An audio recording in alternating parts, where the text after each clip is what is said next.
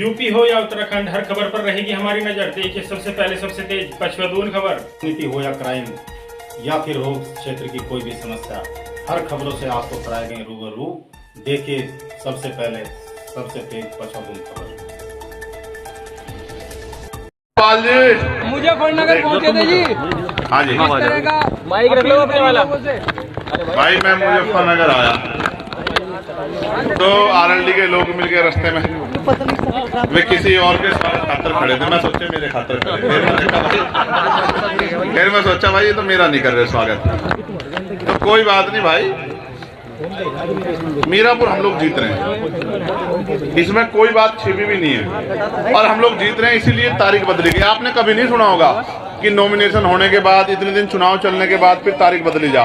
ये तारीख इसलिए बदली गई कि मीरापुर वालों ने तय कर लिया कि भाई हमें एक नया आदमी है, हर जाति धर्म का प्रिय है, मेहनत करने वाला है, कोई छवि पर उसकी दाग नहीं है, वो आदमी को जनता इस बार प्यार दे रही है जाहिद को। इसको रोकने के लिए सब कुछ करागा। हम इन चीजों से डरने वाले नहीं। हमें 7 दिन मिले, हम 7 दिन और मेहनत करेंगे। रुखी सुखी खा के हमारे कार्यकर्ता दिन रात एक कर देंगे, लेकिन हम इस लोग विधानसभा को जीतेंगे, ऐसा हमें भरोसा है। क्या लग रहा है कि कटेंगे तो कटेंगे पर क्या कहेंगे? कहाँ बट रहे, कहाँ बट रहे भाई? बट अच्छा सुनो, एक मिनट सुन लो। बांट का तो अब तक राज करा बांटने वालों ने, इब कहाँ बट रहे? इब तो हम इकट्ठे कर रहे लोगों को, ठीक है, सबको इकट्ठे करके साथ लेकर चलेंगे।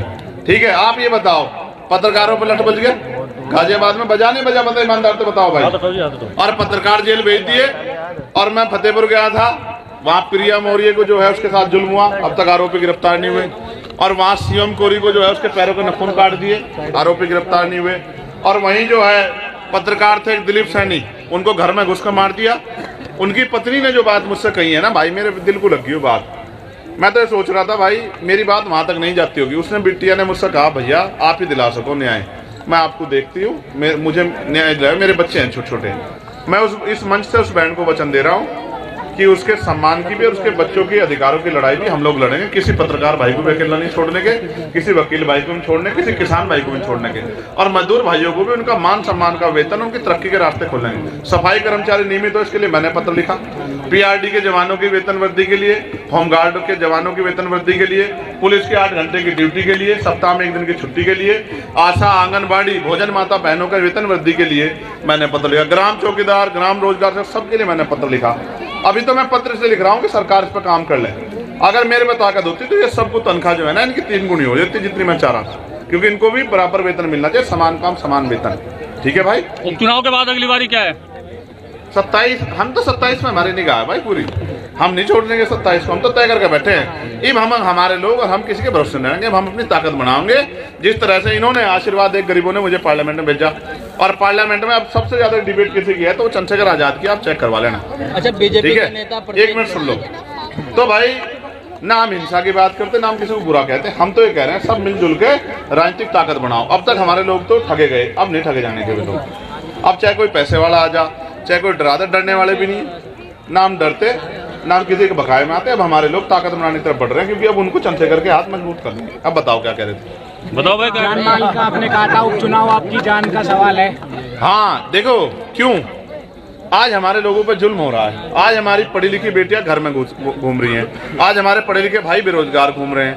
अगर देखो कितने किसान सुसाइड कर रहे हैं, कितने जो है नौजवान सुसाइड कर रही है, हमारे जान माल का सवाल है। अगर हम पे ताकत नहीं बढ़ने की तो हम अपने भाइयों को रोजगार कहाँ से देंगे, अपनी बहनों को रोजगार कहाँ से देंगे?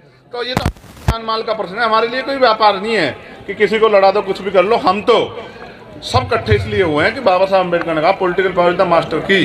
अपनी समस्या का हल करना है तो राजनीतिक ताकत बनाओ। तो हम तो अपनी ताकत बना रहे हैं। हमारे तो सतगुरु रविदास जी महाराज इस बात कह गए, रविदास मानु सुखी बसन सुख रहे दो ठाओ, एक सु स्वराज माई दूसर मरगट गाँव। कि अगर सुख शांति का जीवन जीना 2 ही रास्ते हैं। पहला स्वराज माई अपना राज लाओ, अन्य मरने के बाद मिलेगा शमशान घाट कब्रिस्तान में।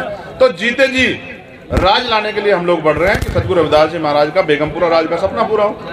ये नो बताओ, राज का अधिकार गरीबों का है या नहीं? नो बताओ।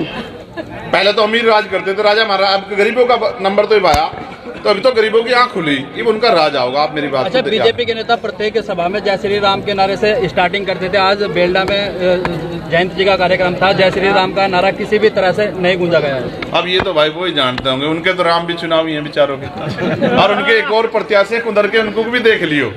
वे तो जहां उनके नेता तमाम जो है हजरत पैगंबर साहब को बुरा भला कह रहे हैं, वहां उनके नेता वहां हजरत साहब की भी जयकारा लगा रहे हैं। आप समझो मेरी बात, वोट लेनी है उन्हें, आपने कहा है कि उन्हें वोट लेनी है और हमें लोगों के दिल जोड़ने हैं। हम वोट के लिए नहीं काम करें, हम तो लोगों को जोड़ के उनकी ताकत बनाने के लिए काम करें। आओ भाई आप बुलाओ। बुलडोजर पर कहा है कि बुलडोजर का हिसाब होगा। बुलडोजर वहीं भेज देंगे जहाँ से आया बुलडोजर, आप चिंता मत करो, हम वहां लग रहे ताकत में, पे भी कर रहा हूँ। ठीक है, बुलडोजर अच्छा बताओ, न्यायपालिका की जरूरत है नहीं है क्या? आपको बताओ जो बुलडोजर पर आप भरोसा कर रहे हो, बुलडोजर अच्छा है क्या? आप बताओ।